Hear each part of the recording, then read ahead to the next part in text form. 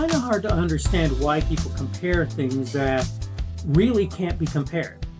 On the one hand, it's hard. On the other hand, it's actually kind of easy because what you realize is they think they're comparing the same situation, the same setting, and that they can compare the setting and totally ignore the fact the way things were dealt with were completely different.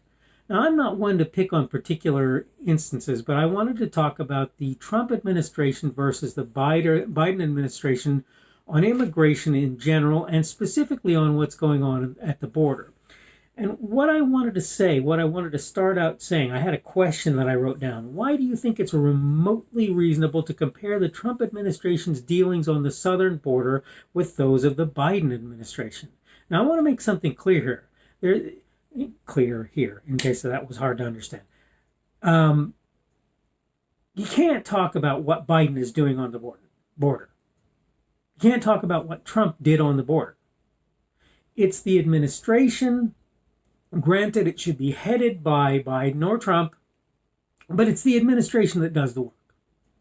And it doesn't take any kind of genius to figure that out. So I'm not sitting here saying, oh, it's all Biden or oh, it's all Trump. But one of the things that I will say about Donald Trump is his messaging was very clear when it came to the not just the border, but immigration. And his message was, no, this stuff has got to stop. These things that we're allowing to happen, even the things that we're allowing to happen, they're not appropriate. They're not acceptable. And certainly we don't need to get more lax where this is concerned. Now, it's obvious that you can very easily contrast what Joe Biden has said about the border in terms of what his messaging looks like. So you can say that Joe Biden just basically said, we're not going to turn anybody away.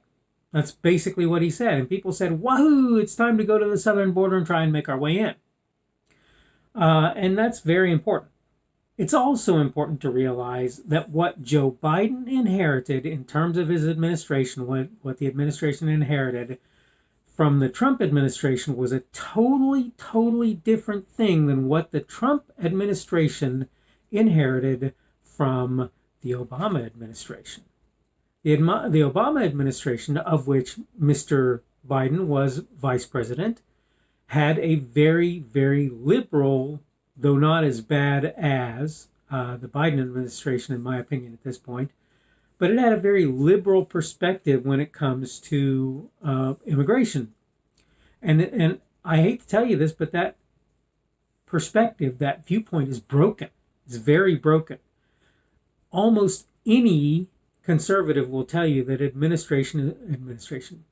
that immigration is one of the backbones of American society. It's less important today probably than it has been in past, but I believe we have to have it in order to have a rounded society. I believe in order to get new ideas from different places and so forth, and to have workers who maybe are skilled in certain things that no workers or few workers in the United States are skilled at and so forth, I think that immigration makes a lot of sense. Legal immigration. It's important to state that difference. Illegal immigration is not that process. But the point is that the Trump administration, quote, inherited from the Obama-Biden administration a very liberal immigration policy and had to deal with that, and that included doing things like border walls and various other things, working on getting border walls finished. Let's be fair. There have always been and there will always be border walls between the United States and Mexico, between the United States and Canada, maybe not so much, but certainly between the United States and Mexico, because that's where a lot of our immigration comes from. I don't care if people like that or not. It's reality. It's what's true.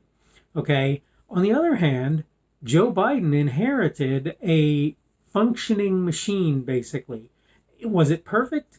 Is anything Trump did perfect? Is anything anybody does perfect? Come on, let's be real. Of course it isn't.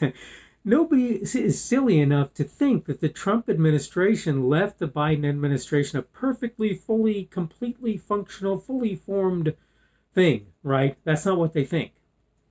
But they left them a set of policies, they left them a direction going forward, and they left them a series of actions that were taken along the way, right? It doesn't take a genius to figure any of this out.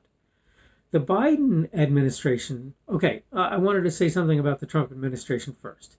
One of the things about the Trump administration is lots of people complain that Donald Trump seemed to not take responsibility for things.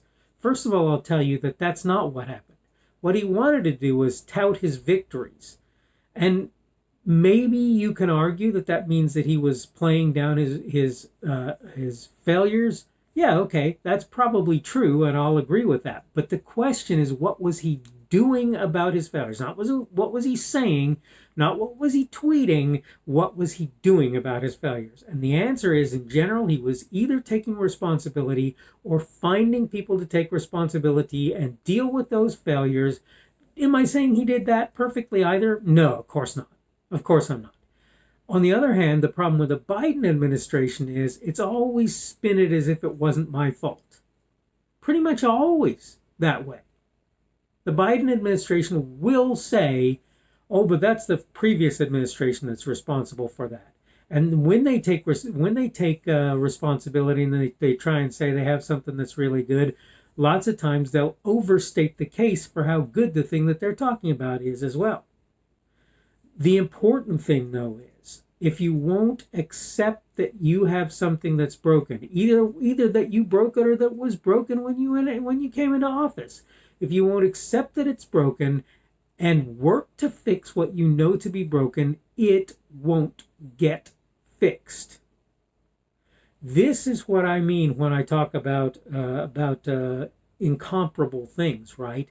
When you talk about a person who came into office in a situation where there was a very porous border, where there were largely incomplete border walls, where people thought that they were not going to get sent home if they tried to come across the border and didn't have good reason to be there.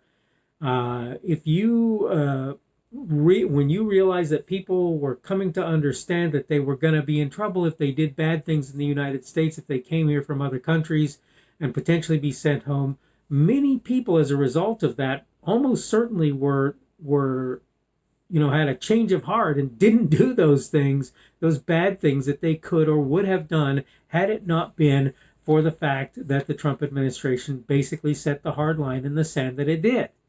Well, the problem is that the Biden administration, in its zeal to get rid of the Trump administration and what they've done, pretty much set themselves into a place where they said, by the way, my watch is telling me to move. It's probably right. But that having been said, that's why I looked down there. Anyway, the point is, when you went from the one administration to the other, it's very obvious that the messaging changed. It's very obvious that the actions behind the messaging either changed or were likely to do so based on the messaging. And this, in my opinion, is why we ended up where we ended up with things as they are on the southern border. And it is a crisis, make no mistake about it. It's a crisis.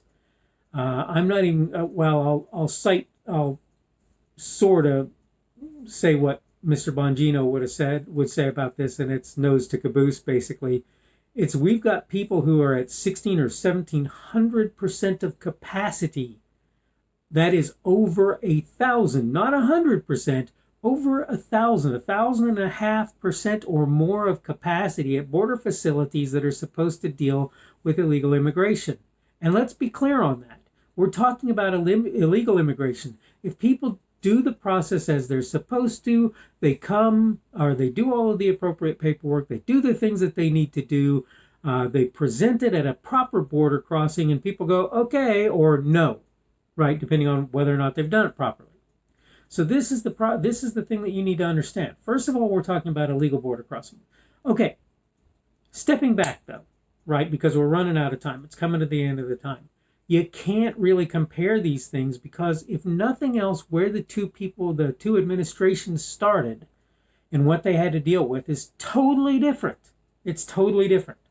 And this is very common. People like to compare things. Oh, the fiscal state of the United States. Oh, the GDP of the United States. Oh, the potential for inflation in the United States. You can't compare them if you've got people that are doing things, administrations that are doing things that are substantially different. And this is what I'm trying to get across with the idea of incomparable things.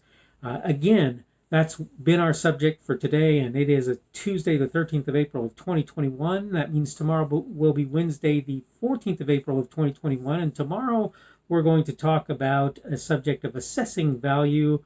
I can't remember what brought that on, but I promise you that I'll make sure that I know what it was when I actually get talking about it tomorrow.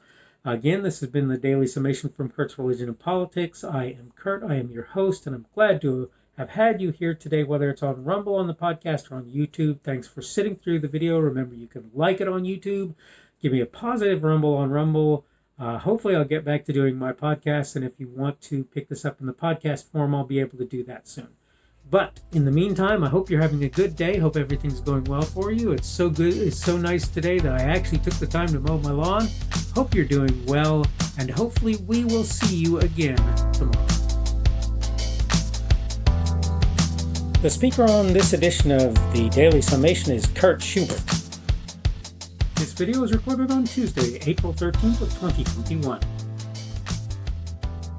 The Daily Summation is created for Kurt's Religion and Politics.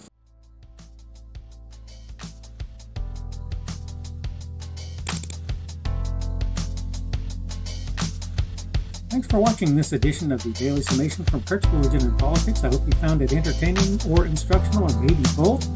If you want to see more from me, you can go to blogs.kpschubert.com. That's blogs.kpschubert.com. I am on Twitter, Parler, and Minds.com. My handle on each of those is @kpschubert. That's @kpschubert. I have a Rumble and a YouTube channel. They are the Kurt's Religion and Politics channels on Rumble and YouTube. I have a Facebook page. The Facebook page is Kurt's Religion and Politics as well. I am on Patreon. If you want to support me, that's one of the better places you can do that. And you will find me at Kurt's Religion and Politics on Patreon. I have a podcast. The podcast is podcasts with an S, .kpschubert.com. That's podcasts.kpschubert.com. I think you should be able to find me with relative ease on Apple Podcasts, Google Podcasts, and Spotify as well. The best way I find to do that is to look for Kurt's Religion and Politics. You can try to use the Daily Summation. I find that it doesn't work as well as a general rule, but you can always try that. I'm glad to have you aboard today, and hopefully we will see you again tomorrow.